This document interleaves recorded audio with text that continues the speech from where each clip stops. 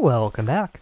You may have noticed that a little bit of in-game time has progressed between the previous episode and this one, but not a whole lot substantial has happened since we last left off.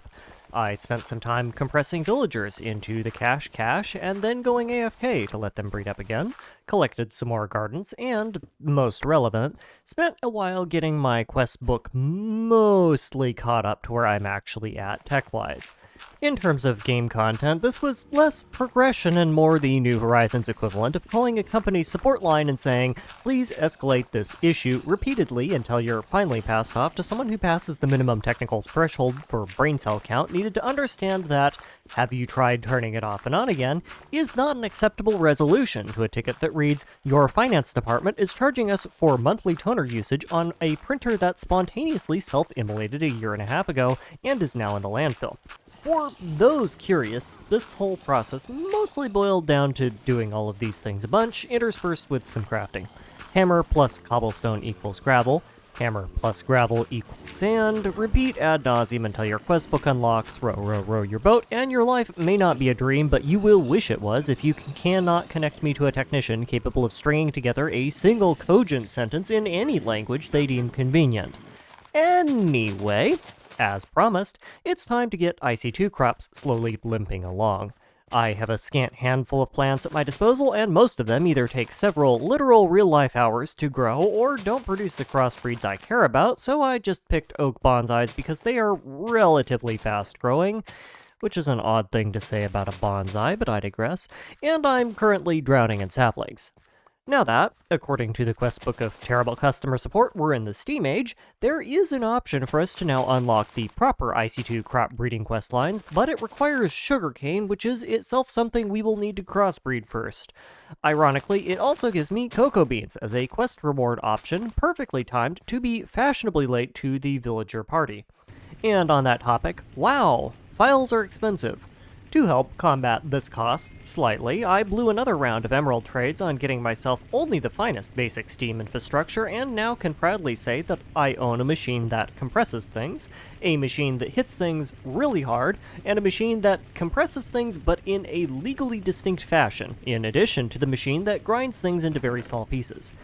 And I'm broke again, which, to clarify, is not a thing that I'm proud to say, it's just very true. So, let's fix that. The passive emerald farm is fantastic and all, but sometimes what you need is a little bit of gas. And gas in this scenario takes the unique form of a magical property of fiduciary systems called arbitrage. Let's say you have an amount of money and want to trade it for the same purchasing power in a different form of money. The ratio in which you trade it is known as an exchange rate. In the real world, the differences between exchange rates are generally minuscule over the short term, but in the long term, as different backers of that currency change, it is possible to exploit the differences in value over time to make a small profit. In Minecraft, exchange rates usually are quite one-sided towards the testificate in question, which is a trend that modded Minecraft generally upholds. Except in Gregtech New Horizons, because in Gregtech New Horizons, the testificate economy is about as stable as a trampoline on the Titanic, and each villager has a bifurcated personality that flips between ascetic to anarcho-capitalist depending on what it's feeling like when the trade is created. Oops, somebody missed a few exploits when they patched villager trades. Shucky darns. Now, in practice, creating perfect infinite loops with this is functionally impossible due to how villager trade refreshes work, but in the right hands it offers a powerful short-term boost in financial liquidity with zero downsides. I certainly won't claim to have the right hands here, but I'm rich now, so clearly I did something correctly. Let's go gamble it all at the local pet casino, shall we? Yay! And while we're at it, let's also check and see what our first round of crossbreeding netted us, which is not much. Crop crossbreed chances are determined by two factors: the tiers of the plants being crossbred and the keywords, which are essentially a set of tags associated with all of the different seeds. Crossbreeds will generally, but not always, breed to around the same tier as their parent crops, and generally, but not always, share one or more of the keywords on their parent crops.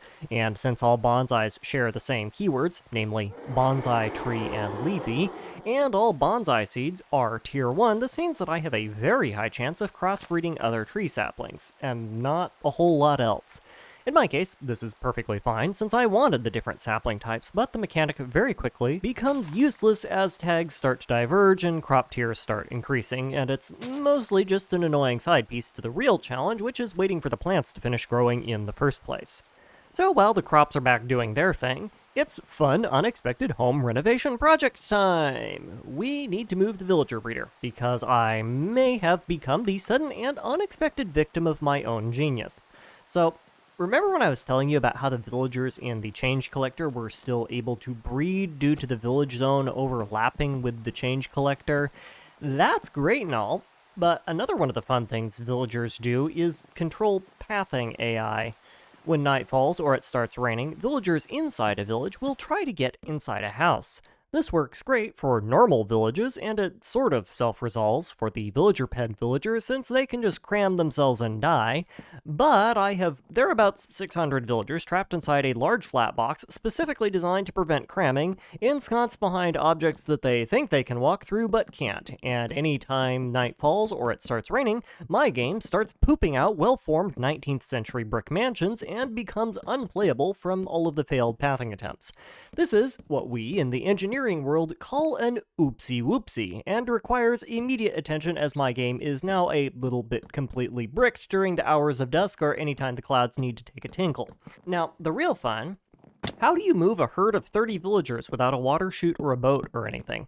Well, it's simple.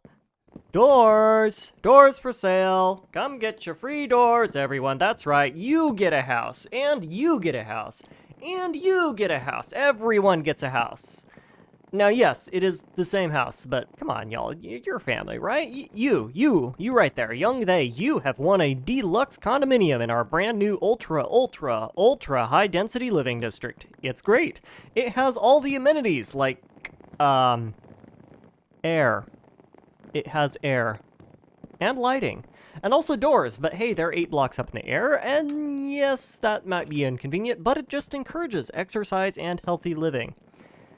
I get why Mojang had to update the game and all, but I am forced to admit that there is a certain quirky charm in older versions that the new, more modern builds never really managed to preserve. Door breeding was such a hilarious mechanic, it's a shame that it had to be rebalanced. So, welcome to the waiting room. Substantial progress is currently being gated on 2 things: lava and IC2 crops. We need at least 1 bucket of lava to do all of the smeltery stuff required to craft our first alloy smelter casts, which prevents us from making things like circuits, and we need IC2 crops for a couple of Thaumcraft things, and more importantly, a large source of sticky resin. Well, you can craft this out of experience buckets, and if I get desperate, I will be. XP is something of a limited commodity that I would much prefer to spend on things that we can't get in any other way, like sulfur, calcite, gypsum, obsidian, zinc, gallium, arsenic, you get the idea. IC2 takes time, and lava needs a specific villager trait, so nothing to do there except either wait for exponential growth to carry us, or that's really just about it. So it's time for side projects, like collecting enough of each pan's food to max out the old health bar once we get the cooking for blockheads set up working. Speaking of XP, it's also about time we started using that, so after sacrificing 14 iron ingots and most of my reserve of sand, clay, and gravel to the cause, I can now say that I boast the next major material collection tech of the run: XP crafting, powered by, you guessed it, large quantity of skeletons that were formerly known as ambulatory. Doing this by hand at scale is, of course, insanely inefficient and slow, but the rewards are very much worth it, seeing as it's a hard requirement for run progression. Calcite and gypsum are obvious contenders in the important things to make category, but what I want it for at the moment is a single piece of sulfur dust. Sulfur plus rubber equals more rubber, which is actually vulcanized, but they don't mention that in the tooltip. Vulcanized rubber plus bottle plus feather equals scribing tools, and scribing tools equals Thaumcraft research, which is another excellent thing for me to waste my time on. And also a heap load more quests that I already completed. Because reasons. Come on, quest book, get with the program here. Research is going to be rather expensive to pull off until I hit LV, unless I am incredibly lucky and roll a thermometer drop from a quest bag, but I have enough aspects saved up from my various ventures in questionable financial transactions that I can bankroll a couple dozen of the most important ones. Most of these are just basic alchemy stuff that lets me make new plants and do crucible crafting for more raw materials, since my Thaumcraft infrastructure is literally like 4 blocks in total, but the big one here is a recipe that lets me replicate clay out of water and dirt. This is an excellent alternative to paying the several hundred emerald price tag associated with enough clay to make a brick blast furnace, and honestly, it's also just faster. A check-in on the villager breeder then proves that it is just as ridiculous as the last one, which makes sense because it basically is the last one, just transposed 60 blocks as to not immolate my computer, though I am still sadly bereft of any lava cellars. Which makes sense. There are quite a few trades that beekeeper villagers can have, and while the trades are slightly deterministic in the sense that you'll always have exactly one from any given category of trade, there are still way more pools that they can roll from than the tree keepers. Mind you, there's also still plenty of other things worth buying, case in point, the enormous scads of knowledge shards to fuel my research extravaganza. Steal time. Now that I have satisfied the gods of Thaumcraft scribble progression, I am magically capable of mixing dirt and water in a large pot to create clay. So I do that, very slowly. Crucible crafting doesn't work as well when you have to manually bucket the water in yourself, it would seem. Thankfully, one of the other researches I unlocked allows me to fill a bucket with water using 4 Aqua Essentia, which is basically a very counterintuitive and annoying way of converting all of the items of Pam's water I have been hoarding back into liquid blocks. Still, it gets the job done, and I could pretty easily satisfy the clay-adjacent part of the project without much fuss. The calcite gypsum and additional clay dust, however, rather a bit more fuss. One of the things I haven't gotten around to modernizing yet is the skeleton farm, which, usually behaves itself pretty well, except for ghastly infernal mobs who have a bad habit of blowing holes in it and setting it on fire. Those two issues can be fixed with colored planks. What can't be fixed is that XP crafting is a painfully slow and deeply vexatious process if you're doing it by hand, and I have no other option but to do it by hand. Fun. Now, I do have a few tricks to speed this up, thankfully, which is a whole lot better than what I had the first time I tried this. The nice thing about newer versions of GTNH is that they backported the dual-wielding mechanics that lets you put things like bows in your offhand. The even nicer thing about newer versions of GTNH is that they also backported the weird interaction dual-wielded bows have with enchanted items in your main hand. Just like in vanilla Minecraft, when you kill a mob, the enchantments on your main hand weapon are what are used to calculate the rewards from the kill, not the offhand. This lets you do things like, say, hold an XP boost 3 enchanted ninja sword that you got from some mob loot to get the XP bonuses, but use bow and arrows to do the actual killing, saving your sword's durability forever. It is also a tad inconsistent, depending on the implementation of the enchantment, and case in point, looting an XP boost worked fine, but Eldritch Wisdom, an enchantment that gives research points when you kill a mob, does not. Using a bow also gets around most but not all of the infernal mob nonsense as well, making the grind slow but fairly reliable. Hold please. Alrighty, that was fun. I had a great time. Let's never do that again, please. I want to insert my kneecaps into a sausage grinder. Moving on. Obnoxiously expensive brick components plus water equals obnoxiously expensive bricks. And obnoxiously expensive bricks plus many furnaces arranged in an artistic fashion equals brick blast furnace. Great. Let's never do that again, shall we? Sounds good. Hold please for progression purposes. While we're on hold, let's take some steps to getting infrastructure that isn't a single basic steam boiler running. I know. Wild, right? Anyway, I still haven't had any luck getting stick read, but the water part of the whole need for read problem can be solved with Thaumcraft way easier regardless, so I went ahead and cranked out a couple of our good old friend the Thirsty Tank. All of their upgrades are hard-gated by early MV unless you want to do some very questionable things involving loot bags, but even on their own, they are an infinite source of water without the nonsense of having to deal with creepers or rain barrels, which are two things I very much do not want to deal with. And after waiting our complimentary 32-minute chance to cool our heels, pick our toenails, and spit loogies into the void, 8 steel ingots is enough to prove to the questbook that yes, we do know how to operate a bricked blast furnace and go AFK for half an hour, which are 2 critical skills for any New Horizons player. Kind of a certified good job pooping moment right here. A bit of accidental self-immolation later, and I even take a brief 5-second trip to the Nether to confirm that the questbook that I also know how Nether portals work, and yes, the Nether is functional. I have no intention of spending any time here for the foreseeable future, so I don't even bother world editing the dimension. I literally just stuck my nose in there, sniffed the breeze, and turned right back around and walked out. And with the assemblage of an extractor, I am oh so thrilled to say that this is as far as we get to go in our main questbook progression lines until EV. Yep, questbook progression requires ore samples from another ore vein that we will not have access to until meteor summoning, so a good 50% of the questbook is now useless to us and we're on our own. Good riddance. Mind you, we are still in the pre-LV waiting room, composed entirely of our crippling need for steel, lava, and assorted IC2 crops, so whatever shall we do? If only there was a super time-wasty and resource-intensive project I could work on in the Steam Age without any real material requirements. Oh wait, how could I have ever forgotten? Oh hey, look at that. It wasn't even butt-blastingly painful to get this time around either. Wild. Oh well, time to spend another 3 hours of my life propagating it. So that's one long-term project that is bearing biologically appropriate fruiting bodies. How about the Well, good news is that my shopping budget is now yes please. Bad news is that I do not have enough inventory space to hold all of this, and we are currently killing villagers by entity cramming, so we'll be right back.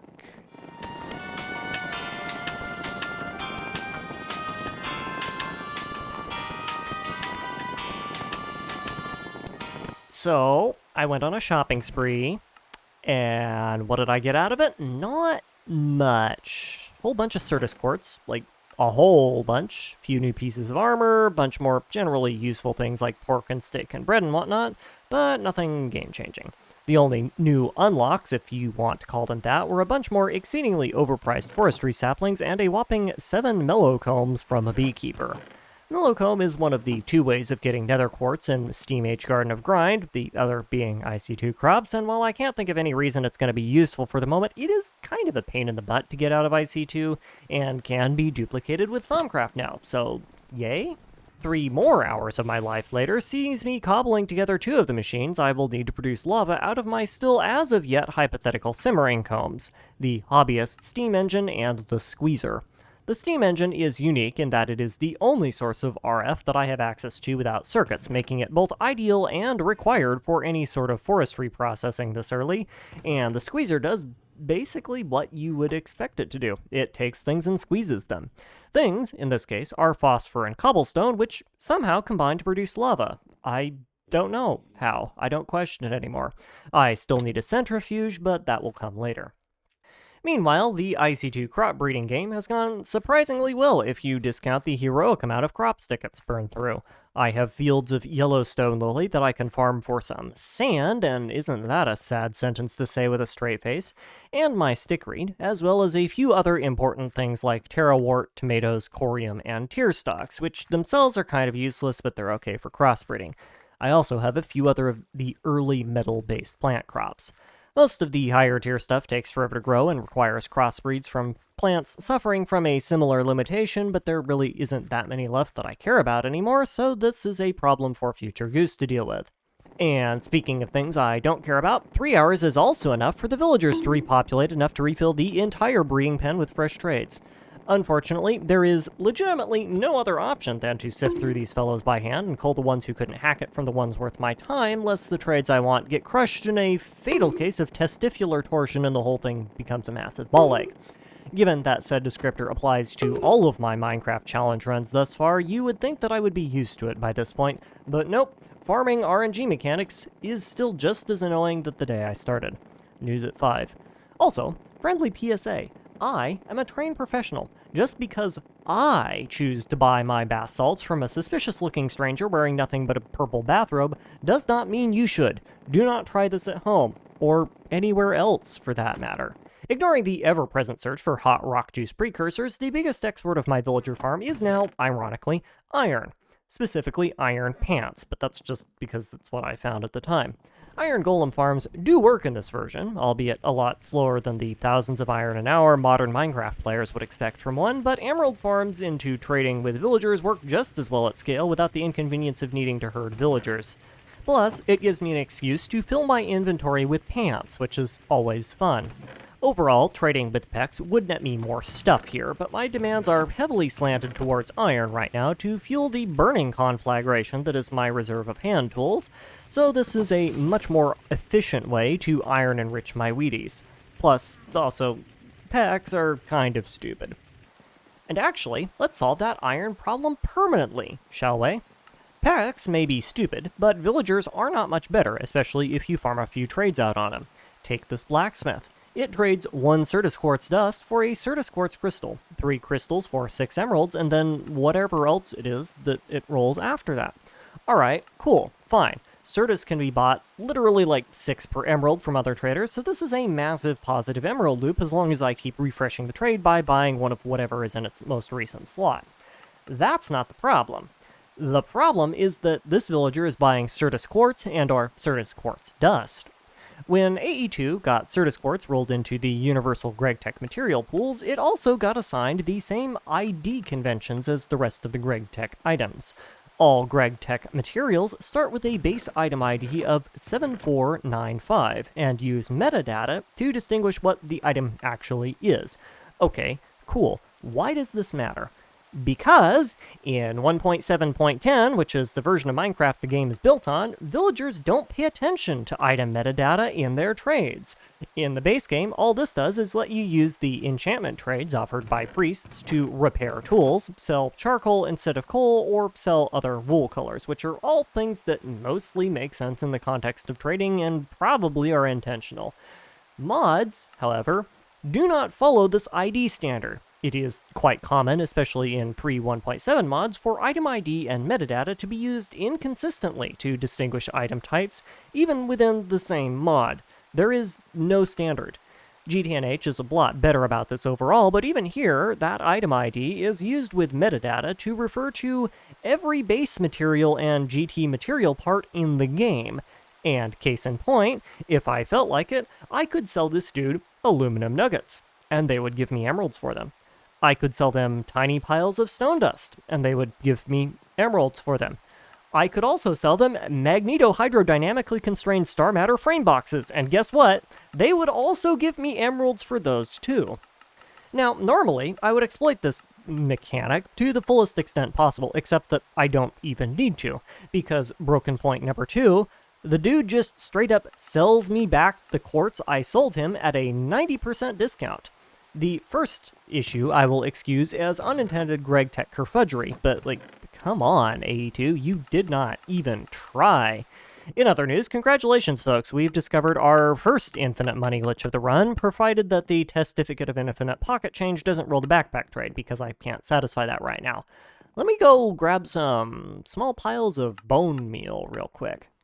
Also, there's the fact that villager trades are kind of buggy as hell. Case in point, remember that 3 quartz for 6 emerald trade I literally got on camera not even 30 seconds ago? Yeah, now it's a 1 Certus Quartz dust to 2 emerald trade. Dude changed his mind, I guess. Still broken though, go gadget bone meal. Now, this metadata blindness works on all other trades as well, by the way. Most of the time it's not going to be as useful as turning literal sawdust into money, but as an example, I can also trade this villager alumentum for emeralds, even though the villager was asking for gold coins, which is an application that will become useful a little bit more down the line.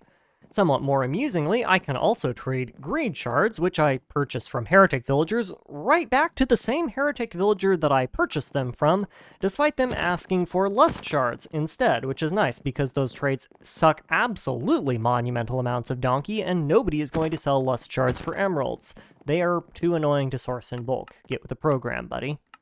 Now, to the surprise of nobody, I didn't get my simmering combs, so it's back to the lava waiting lobby with Goose. Today's stylistically appropriate but deeply boring magazine subscription is cleaning up the mob farm, because, also to the surprise of nobody, creepers have been having conniption fits up there, and one of them decided to leave me with a little present.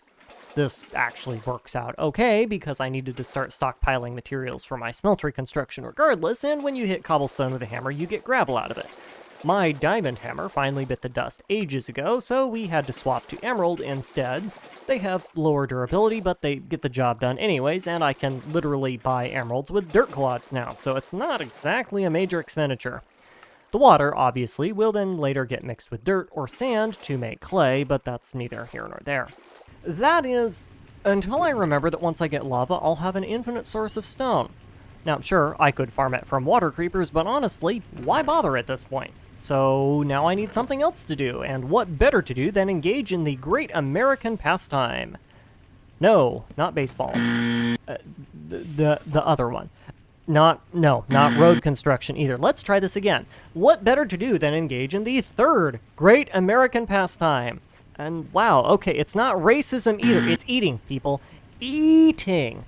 Because Gregtech is compensating for something, Pam's Harvestcraft has a companion mod called Cooking for Blockheads that adds an entire new immersive kitchen dining experience, complete with ovens, tool racks, refrigerators, and indoor plumbing to make it that much easier to produce every possible food in the world than it would be in the base game.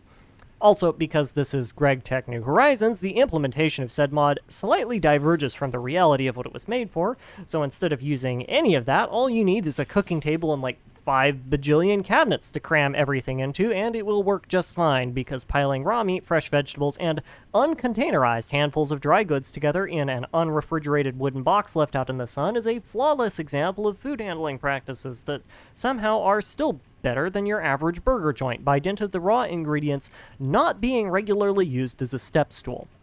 Oh, and also, I made a squeezer, because, like, what else is there to do, really? The villagers are breeding again. There's only so many times you can juice a cow before you have enough milk to drown Reddit, and even by my generous estimations, that is too much milk. So, if everything is waiting on lava, how do we get it faster? Well, that's not very easy. Like forestry villagers, and actually all other villagers, it just isn't as easy to spot on most of them, beekeeper villager trades come in exclusive categories. Probably due to the metadata jankery, if we're being honest, but I don't know why for sure, I just know that that's how it works. The interesting thing about this exclusivity and trade requirements is that what constitutes the same trade is a little bit fuzzy. This is why you will, for example, never see a forestry villager with more than one plank or sapling trade. In that same way, beekeepers can only have a maximum of 7 trades. 1 drone exchange trade, 1 princess to emerald trade, 1 trade to buy a monastic drone, 1 to buy an ender drone, 1 comb trade, and 1 apiary trade, and most importantly, the 1 proven frame trade. To make matters worse, if a villager tries to roll a duplicate of the trade that it already has, that roll will silently fail, resulting in this weird behavior where it becomes apparently more difficult to unlock more trades on the same villager, even though the math doesn't reflect that, and it will sometimes result in the villager just straight up bricking entirely. In short, we will only ever have 1 comb trade per villager, period. And if we don't get it by the first 3 trades, assuming we can even unlock them in the first place, we will never see it because so many of the other trades are material gated.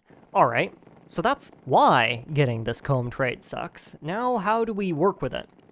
Well, that how is very simple. More villagers dump it. In fact, so many villagers that even with an expanded platform entirely crammed full, entity cramming starts becoming massively prohibitive, so I had to get creative. Around the edge of this entire area is a half-block wide gap between the edge of the spawning platform and the wall.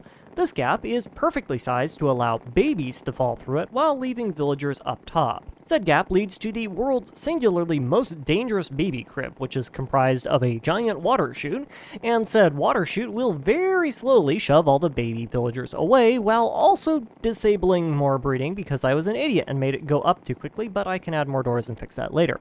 You will also notice from the rather special color palette that we made the villagers pay for this construction too for added flavor and memes.